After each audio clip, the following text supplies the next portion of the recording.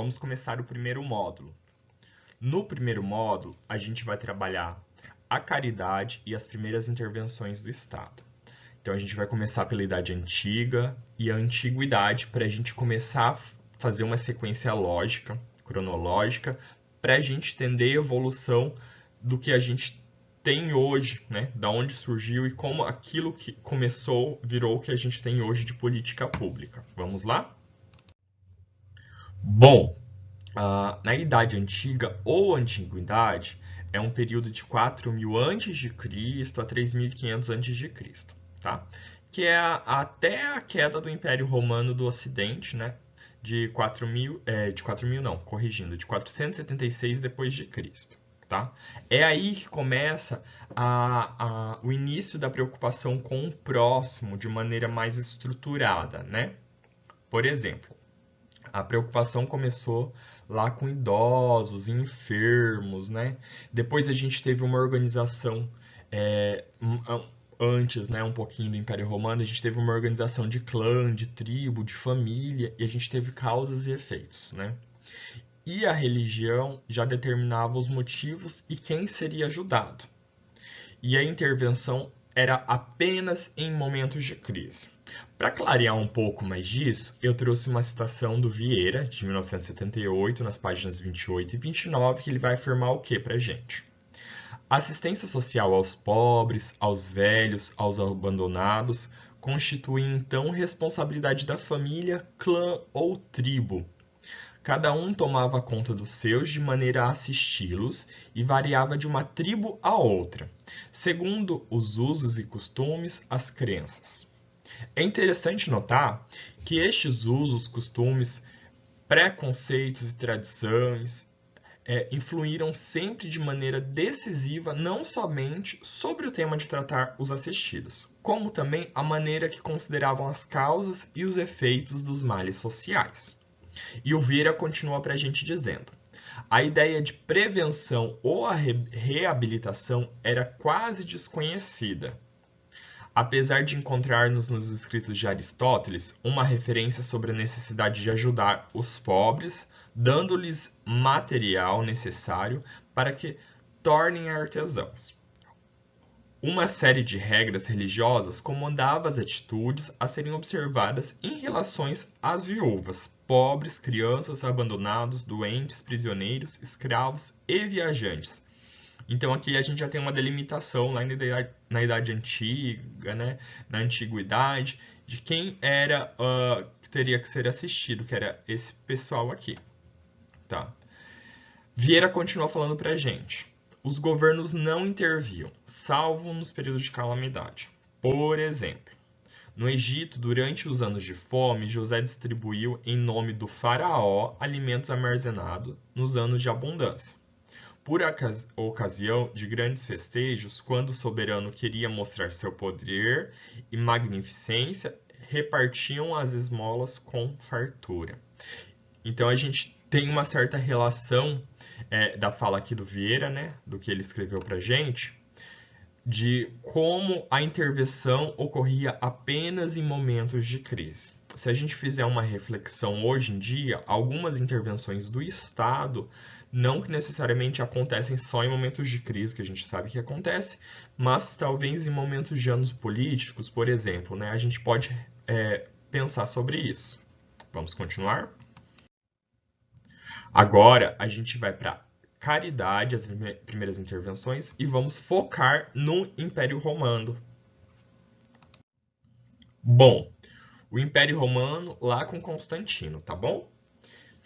O Império Romano foi um período pós-republicano da antiga civilização romana, caracterizado por uma forma de governo autocrática, liderada por um imperador e por extensas possessões territoriais em volta do Mar Mediterrâneo, Europa, África e Ásia. Então toda aquela região ali do Mediterrâneo, né, da Europa, a África ali, mais o norte da África, né, e parte da Ásia, teve essa dominação romana.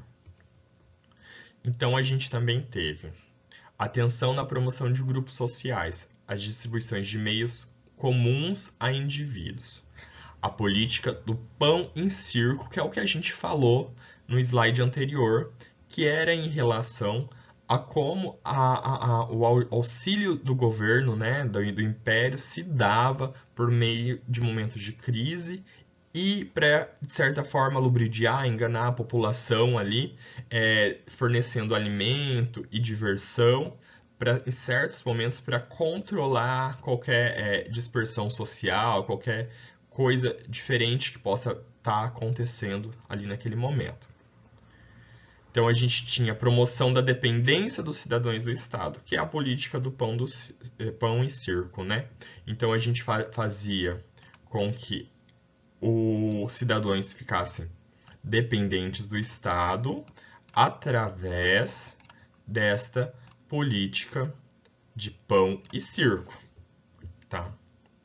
E daí a gente tem quando o cristianismo ele se torna a religião oficial de Roma, né? Que foi um momento importante para começar a ter essa questão do auxílio às pessoas de maneira geral, né? Então a gente tem uma outra fala aqui do Vieira, tá? Que é: a caridade é a consequência do amor de Deus. Resposta do homem a este amor. Manifesta-se sobretudo nas boas obras. O amor do próximo é o segundo mandamento. Então são todas passagens bíblicas que foram utilizadas para justificar, de certa forma, a intervenção do Estado. São Paulo descreve num trecho célebre da primeira carta aos Coríntios, que se pode considerar a base das relações humanas, e acrescenta na primeira carta a Timóteo: se alguém não se preocupar com a morte dos seus, principalmente da sua família, é porque renegou a fé. Mostrava-se assim a necessidade de ajudar a família de modo imediato, mas também os amigos, agregados, servidores, que viviam perto dos cristãos, no mundo pagão. Levou-os a organizar a comunidade descrita nos Atos dos Apóstolos, onde era posto em comum, tendo o trabalho como base. Então a gente vê aí que o cristianismo se tornando uma religião oficial de Roma, certos princípios foram instaurados na sociedade e a tentativa de auxílio ao próximo, tá? A gente não está falando de política pública constituída, mas de auxílio ao próximo por intervenção do Estado, começou a existir.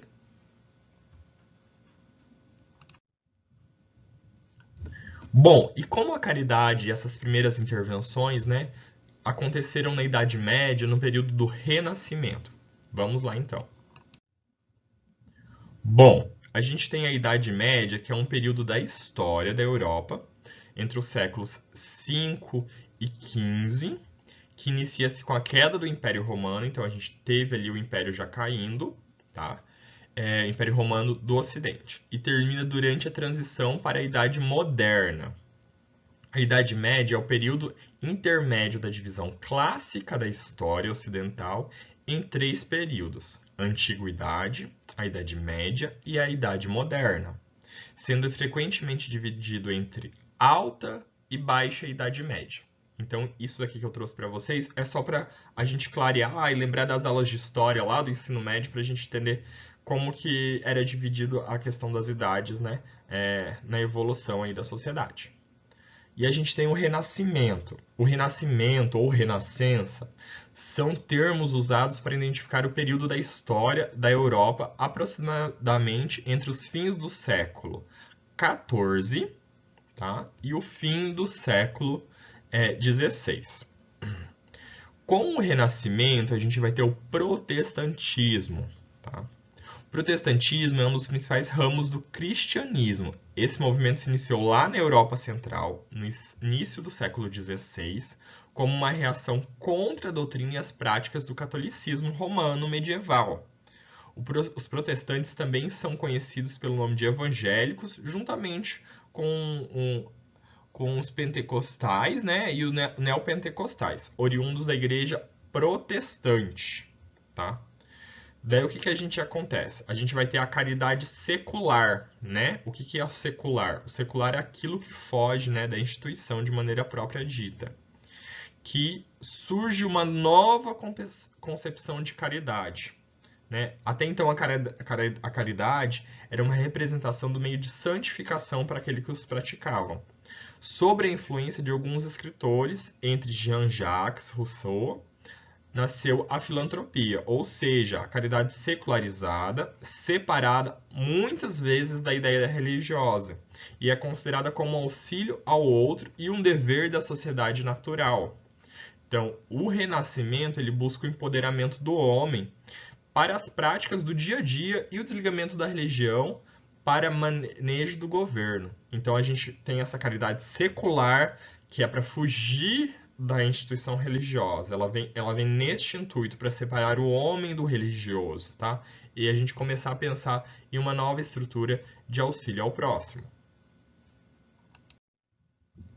Bom, agora que a gente já entendeu a Idade Antiga, o Império Romano, Idade Média, Renascimento, a gente precisa entender a conceituação de bem-estar social para a gente começar a tratar das políticas públicas como se dão hoje em dia. Vamos lá? Vamos lá então sobre o bem-estar social. O estado de bem-estar social é, na maior parte das vezes, caracterizado como aquele modelo de estado que provê um grande volume de prestações sociais em prol de determinadas camadas da população e que, para tanto, tende a incorrer em custos acentuadamente crescentes. Esse diagnóstico e a terapia de austeridade dele decorrer ou também a terapia do, em todo caso necessário e como sempre exortado, crescimento econômico. Compreende, no entanto, apenas os sintomas e não as estruturas sociais profundas do fenômeno.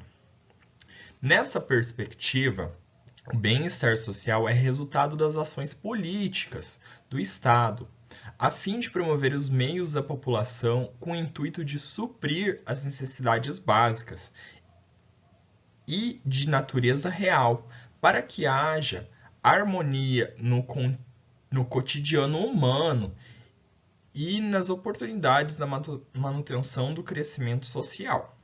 Tá? Contudo, os primeiros mecanismos que a gente tem criado para promover o auxílio do próximo mediante intervenções do Estado foram rasos, né? É aquilo que a gente já conversou.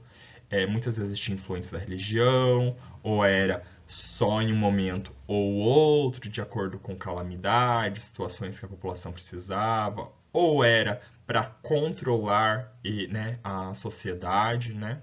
Então a gente tinha essa parte rasa das ações das políticas públicas, né, que ainda não eram políticas públicas constituídas. Mas geravam uma perspectiva de mudança no contexto social dos indivíduos. No início do século XVII, pessoas em situação de rua eram muitas pelas cidades.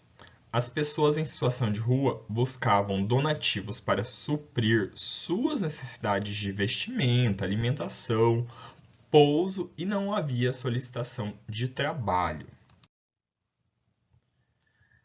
Para Vieira, a primeira legislação que possibilitou os meios de garantir a assistência social foi a Poor Law de 1601, tá? Na Inglaterra, que foi promulgada pela Elizabeth I. Nota-se que a maior intervenção do Estado era a diminuição da população de rua, que era uma consequência que a gente tinha da pobreza, e que efetuava-se pela dispensão de auxílios à população oriunda de rua. Tá? Na municipalidade de Lyon, na França, em 1534, organizava a Aumône Generale, para o qual exigia a contribuição de particulares conventos, mosteiros e paróquias. Então a gente tinha uma ligação do religioso, da instituição religiosa, para auxílio de alguma forma, para suprir necessidades da população. Daí foi proibido a mendicância, estabeleceram-se listas de pobres depois de um levantamento. Então a gente começa a ter uma movimentação, uma dinâmica, no sentido de organizar isso. Através de visitas domiciliares, tá? Isso que foi feito desta forma. Os doentes foram encaminhados aos hospitais, os demais pobres recebiam um bilhete para distribuição em dias fixos de auxílios em natureza ou em espécie. Adotou-se o segmento dos casos e os beneficiários gozavam de direitos de apelação caso se julgassem injustiçados.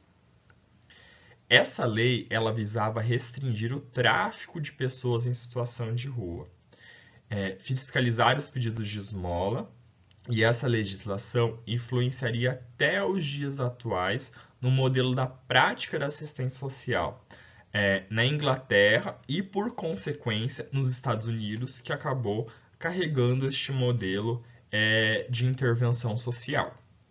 Desta forma, o serviço social ele surgirá diante de uma tentativa do Estado e principalmente da Igreja para suprimento da afirmação de seus ideais e da defesa de seus interesses em promover sua afirmação como influência normativa dentro da sociedade.